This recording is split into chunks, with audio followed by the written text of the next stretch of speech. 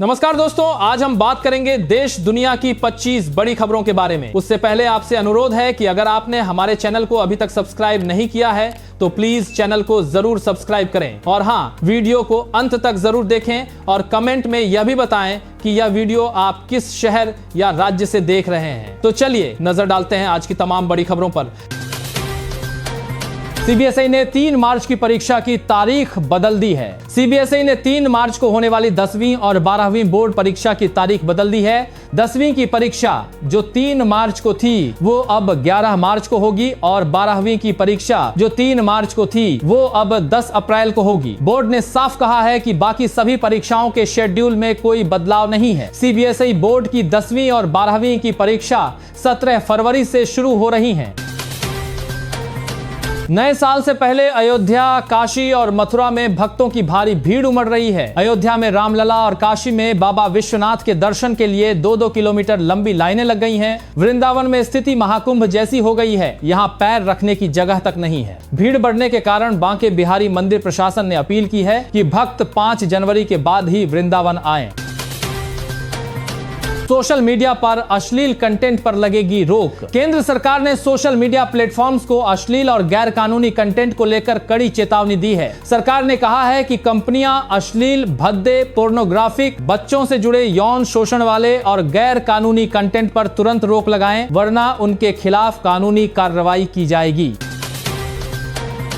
अरावली पर्वतमाला पर खनन को लेकर बड़ा फैसला आया है। सुप्रीम कोर्ट ने अपने ही पुराने आदेश पर रोक लगा दी है। 20 नवंबर को कोर्ट ने 100 मीटर से छोटी पहाड़ियों पर खनन की मंजूरी दी थी, लेकिन अब 21 जनवरी 2026 तक खनन पर पूरी तरह रोक रहेगी। कोर्ट ने मामले की जांच के लिए एक्सपर्ट कमेटी बनाने का निर्देश दिया है। यह कमेटी पहले से मौजूद रिपोर्टों का विश्लेषण करेगी और अगले कदम पर कोर्ट को सुझाव देगी। कोर्ट ने केंद्र और 4 राज्यों राजस्थान, गुजरात, दिल्ली और हरियाणा से भी इस मुद्दे पर जवाब मांगा है।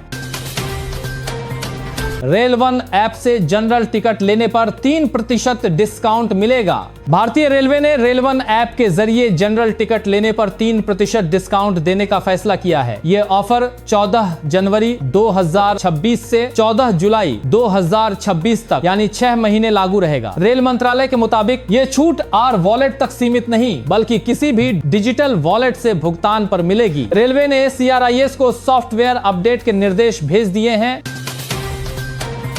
वर्ष 2026 खगोल विज्ञान के लिए बेहद खास रहेगा। इस साल कई बड़ी खगोलीय घटनाएं देखने को मिलेंगी। शुरुआत 3 जनवरी को उल्का वर्षा और वुल्फ सुपरमून से होगी। मई में दुर्लभ ब्लू मून दिखाई देगा और 28 फरवरी को 6 ग्रह एक सीध में नजर आएंगे। इस वर्ष 2 से 3 मार्च को पूर्ण चंद्र ग्रहण और 28 अगस्त को आंशिक चंद्र ग्रहण लगेगा। इसके बाद 17 फरवरी को वलयाकार सूर्य ग्रहण और 12 अगस्त को पूर्ण सूर्य ग्रहण देखने को मिलेगा।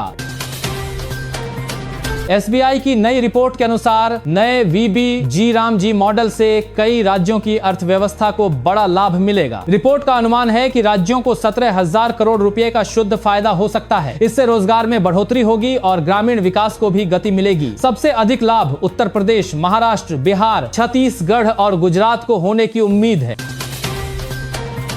देश में ATM की संख्या घटी है। डिजिटल पेमेंट बढ़ने का सीधा असर ATM के इस्तेमाल पर दिख रहा है। वित्त वर्ष 2025 में देश भर में ATM की संख्या 2,360 यूनिट कम हुई, जिसके बाद कुल ATM घटकर 2,51,057 रह गए। पिछले साल यह आंकड़ा 2,53,417 था। RBI रिपोर्ट के मुताबिक लोग कैश निकालने की बजाय डिजिटल चैनल ज्यादा इस्तेमाल कर रहे हैं, इसलिए ATM की जरूरत कम पड़ी है। सबसे ज्यादा ATM प्राइवेट बैंकों ने हटाए हैं। PM सूर्य घर मुफ्त बिजली योजना में बड़ी प्रगति हुई है। अब तक 25 लाख घरों में रूफटॉप सोलर सिस्टम लगाए जा चुके हैं। योजना 13 फरवरी 2024 को शुरू हुई थी और इसके तहत हर महीने 300 यूनिट मुफ्त बिजली मिलती है। सोलर पैनल लगाने वाले परिवार लगभग 15,000 रुपए सालाना कमाई भी कर दी है। सरकार का लक्ष्य है कि 1 करोड़ घरों को इस योजना से जोड़ा जाए। देश की सबसे बड़ी एयरलाइन इंडिगो ने पायलट्स के अलाउंस में बढ़ोतरी का फैसला किया है। इससे करीब 5,000 पायलट्स को सीधा फायदा मिलेगा। नए नियम 1 जनवरी से लागू होंगे। रिपोर्ट के अनुसार लेबर अलाउंस 2,000 से बढ़ाकर 3,000 रुपए किया जाएगा। कंपनी ने यह कदम रोस्टर विवाद और फ्लाइट कैंसिलेशन के बाद पायलट्स का मनोबल बढ़ाने के लिए उठाया है। पश्चिम बंगाल में विधानसभा चुनाव की तैयारियों के बीच केंद्रीय गृह मंत्री अमित शाह और मुख्यमंत्री ममता बनर्जी के बीच घुसपैठ के मुद्दे पर जुबानी जंग तेज हो गई है। बांकुरा में आयोजित कार्यक्रम में सीएम ममता बनर्जी ने भाजपा पर हमला बोलते हुए कहा कि भाजपा कहती है घुसपैठिए सिर्फ बंगाल से आते हैं। अगर ऐसा है तो क्या पहलगाम में हमला आपने कराया? दिल्ली में जो घटनाएं हुई उसके पीछे कौन था? ममता ने आरोप लगाया कि भाजपा एसआईआर के नाम पर लोगों को परेशान कर रही है।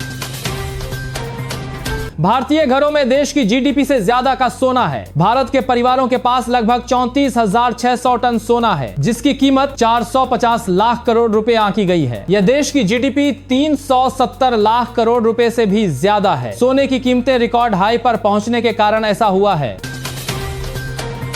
देश में बैंक फ्रॉड से नुकसान बढ़ा है। अप्रैल से सितंबर 2025 के दौरान बैंक फ्रॉड के मामलों में कमी आई, लेकिन नुकसान की रकम बढ़ गई है। फ्रॉड की कुल रकम 16,569 करोड़ से बढ़कर 21,515 करोड़ पहुंच गई, यानी 30% की बढ़त। इस अवधि में फ्रॉड के मामले घटकर 5,092 रह गए, जबकि पिछले साल 18,386 मामले दर्ज हुए थे। लोन से जुड़े फ्रॉड सबसे ज्यादा रिपोर्ट हुए, खासकर सरकारी बैंकों में। आईटीआर फाइल करने का आज आखिरी दिन है। देश में 2025-26 के लिए रिवाइज्ड या बिलेटेड आईटीआर फाइल करने की आखिरी तारीख 31 दिसंबर है। फिलहाल 70 लाख से ज्यादा टैक्स पेयर्स ऐसे हैं जिनका रिटर्न अभी तक प्रोसेस नहीं हुआ और कई लोगों का रिफंड अटका हुआ है। रक्षा क्षेत्र में बड़ा फैसला। सरकार ने 80,000 करोड़ रुपए के हथियार और उपकरण खरीदने को मंजूरी दी है। इसमें आर्टिलरी, रडार, ड्रोन और नेवी उपकरण शामिल हैं। इससे सेना की क्षमता बढ़ेगी और स्वदेशी उत्पादन को बल मिलेगा। भारत में आईफोन 16 ने बनाया रिकॉर्ड। एप्पल ने भारत में ऐतिहासिक सफलता हासिल की है। एक रिपोर्ट के मुताबिक 2025 के पहले 11 महीनों में आईफोन 16 की करीब 65 लाख यूनिट्स बिकी, जो इसे देश का सबसे ज्यादा बिकने वाला स्मार्टफोन बनाता है। दूसरे स्थान पर Vivo Y29 5G रहा, जिसकी 4.7 मिलियन यूनिट्स बिकी हुई हैं। तो ये थी आज की 25 बड़ी खबरें। आपको सबसे महत्वपूर्ण खबर कौन सी लगी कमेंट करके जरूर बताएं और चैनल को सब्सक्राइब करना न भूलें। जय हिंद।